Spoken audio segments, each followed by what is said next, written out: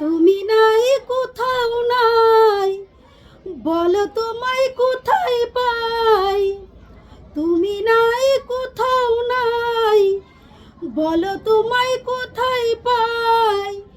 তুমি ছাড়া জীবন যেন কঠিন অভিশাপ।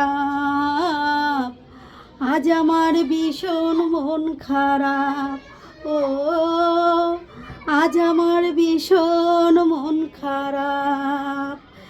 প্রিয় বন্ধুরা, আপনি যখন কাউকে অনেক ভালোবাসবেন, আপনার মনটা তখন খুব ফ্রেশ থাকবে।